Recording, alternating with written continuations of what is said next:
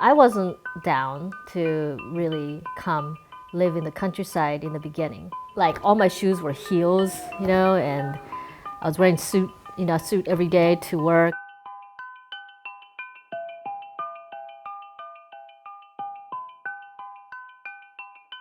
Corona collectively and personally has created that, those deep questions, why am I here? What am I living for?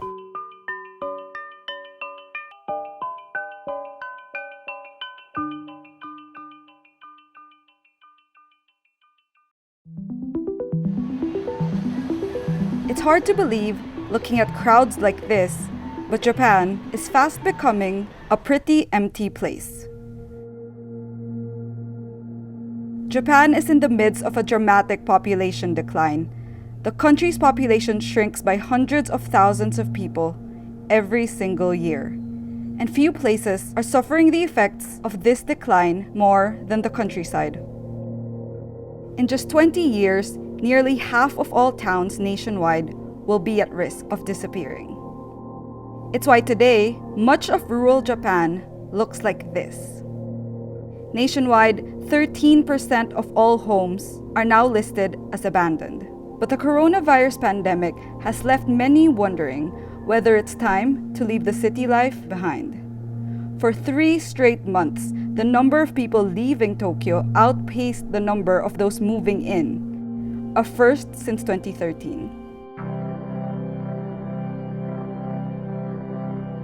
30 kilometers south sits Yokohama, Japan's second largest city and a sizable part of the greater Tokyo area, home to some 38.5 million people.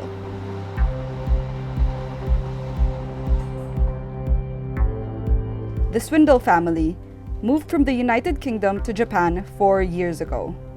Yoko works as a graphic designer.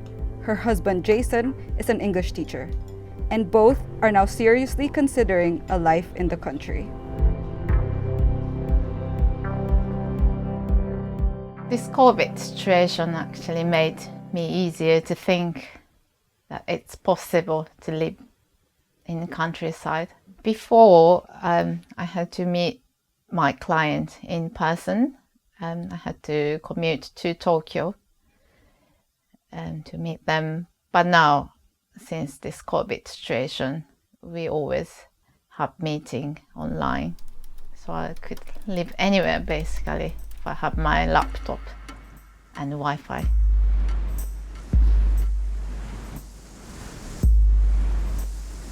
Japan is one of the most urbanized countries on Earth. 91.8% of the population lives in a city. Jason routinely commutes an hour and a half each way for work, traveling on some of the most crowded train lines in the world. For Jason, 4 years of the crunch of city life has taken its toll. I used to live in London, and this is about 100 times worse. The squash, the squeeze. Probably the only benefit of Corona is that the trains are not as packed. Literally, you get injured on these trains. It's stress. I haven't got into no fights yet this month. Very stressful, man. I suppose I got used to it after 2-3 years to an extent, but shelf life and time to get out of this lifestyle.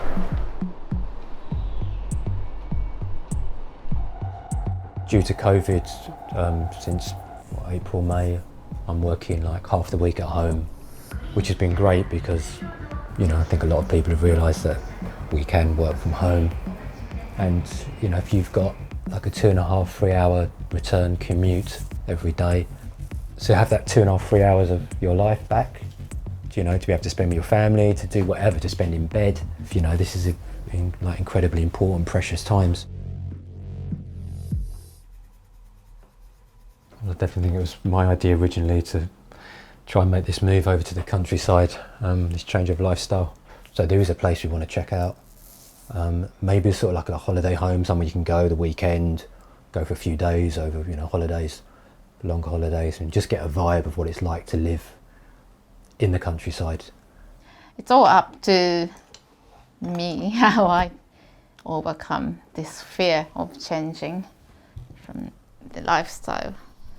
My parents had a lung problem. They died from lung cancer, so definitely I don't want to live here permanently.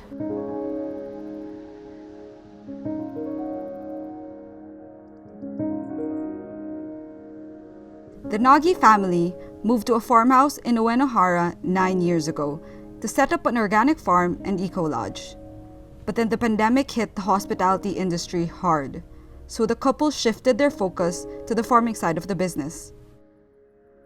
When we first moved out here, if you would have asked me, did you come out to the countryside to become a farmer, I would have said no. It's really only just been the circumstances of the coronavirus and our hospitality business changing drastically that we've had to kind of reinvent ourselves.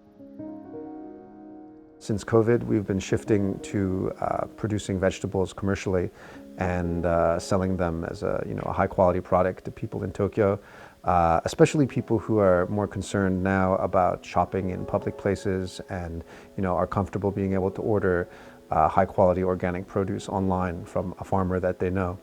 That's the service that we're essentially trying to provide.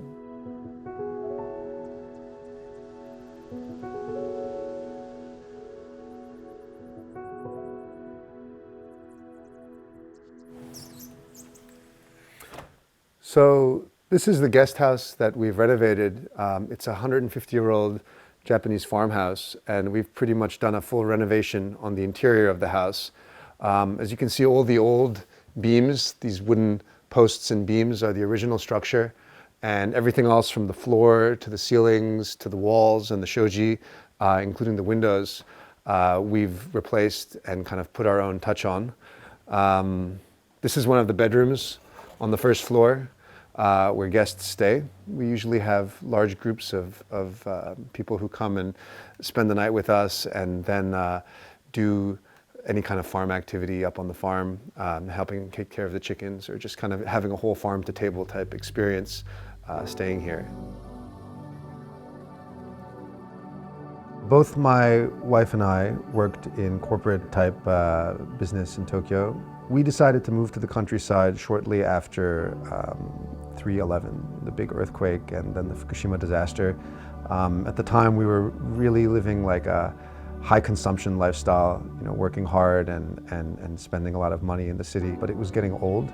I felt like I had done the whole Tokyo salaryman experience. So it was a combination of that feeling personally, and then the shock of the earthquake and the Fukushima disaster made us just kind of reevaluate our lifestyle, really consider where our food comes from, where our energy comes from, and realize how fragile and dependent our lifestyle is on the systems that we take for granted living in the city.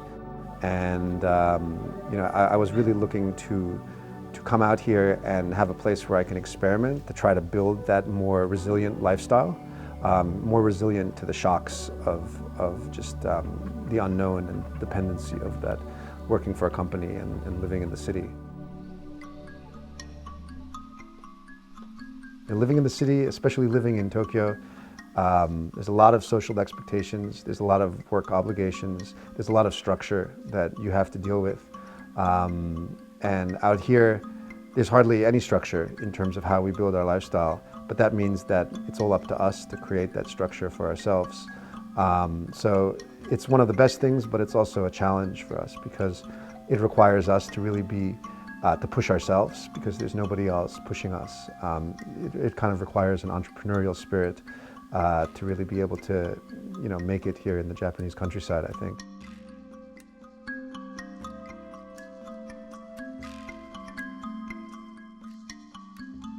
I mean, I wasn't down to really come live in the countryside in the beginning, right? Oh no. Oh no. I mean, like all my shoes were heels, and I was wearing suit every day to work. And I mean, in the beginning, we used to go to Tokyo a lot more because we weren't really used to this life here yet. But then time passed, and we didn't want to go in anymore. In the beginning, we were going to Tokyo 2 to 3 times a week. Yeah. And then it became like, once a week, and then maybe like once or twice a month. And now it's like, I think we've gone in once or twice this year since since COVID happened. Yeah. I mean, the earthquake was big though for me. I mean, it kind of left an impact like, whoa, it's maybe really time to think about something else. The option of moving out of Tokyo, I never thought about it until that happened. I mean, that really got me thinking like, what about food? I go to the supermarket, the shelves are empty. I mean, it's interesting because I look at the shock of Fukushima and the earthquake and how it made us kind of like really reanalyze our lifestyle at the time. It's like this more recent shock of COVID kind of forces us to kind of look back at the last 8 years and see how much better of a position we're in now compared to how vulnerable we were in our previous lifestyle 8 years ago. And even for the kids too, it's just good they're around, and we take them to the farm, and they see things grow and they get to harvest it. And they appreciate it more. It's like, Daddy made this, And I mean, it does taste better because it is fresh and we don't use, any chemicals and stuff.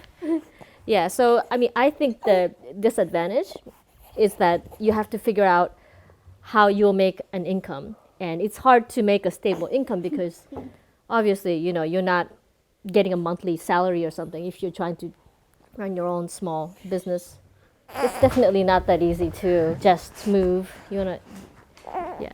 There's growing interest among people from Tokyo who are looking to move out to the country now, especially with COVID. Yeah.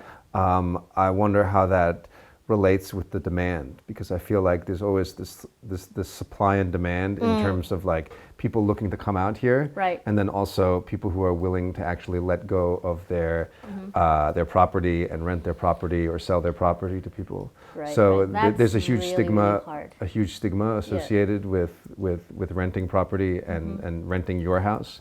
If I rent my house to somebody, if I rent my house to a stranger, then my neighbors might think that I need the money and I'm broke, Right, and like, right. What if something happens or they burn the village down? These things happen. It's really hard to kind of get a foot in. That's kind of what we're doing with Jason. We're introducing him directly to a landowner Right. nearby for a potential house to rent.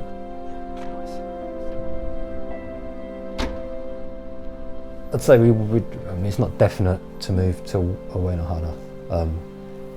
Yeah, definitely not definite. Obviously, at the moment, I'm doing this teaching. If it was somewhere like Uenohana, I could still commute. It would probably take me 2 hours, I'd imagine, door to door, rather than the hour and 20 minutes it takes at the moment. So twice a week, you'd suffer it. There were other teaching jobs I could do. I also used to work in film, so I've got this film background and I've got some connections that might pick up in the future.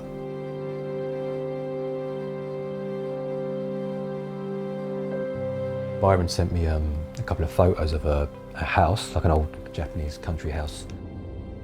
If possible, if we can afford it, to rent it for 6 months or hopefully for a year, and we can just go there a few weekends, long weekends or holiday times, and just get a vibe of what it's like.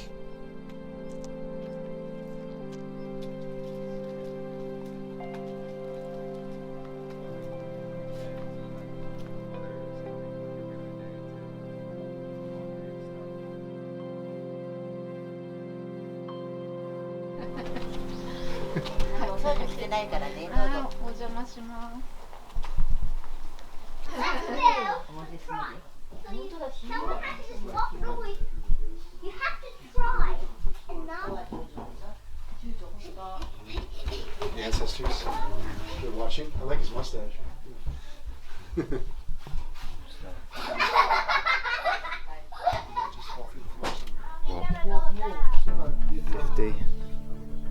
50 feet, 58 feet. It's massive.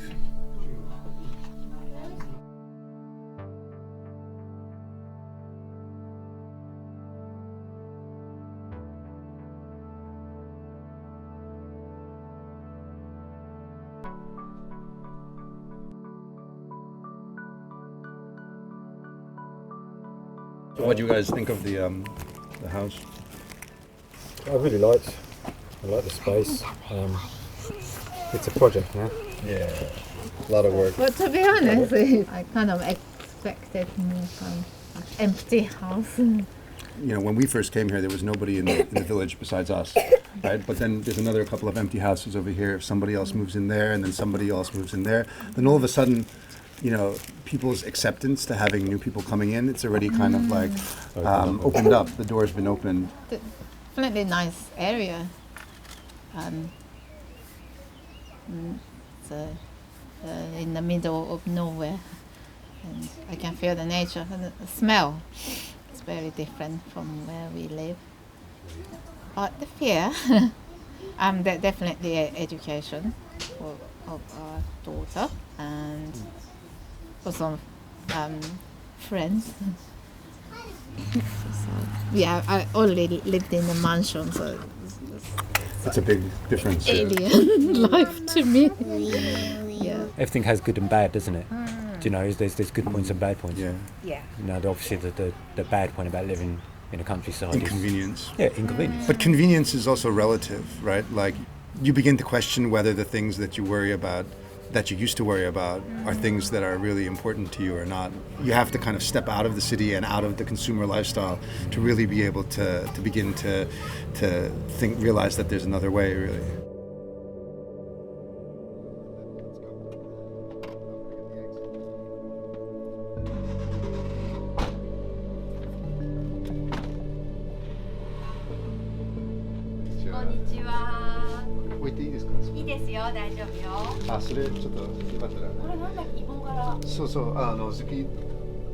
You'd sort of just make something happen, really. I think that's the main impetus for me, is to not to let life happen and react to it, you know, to make life happen.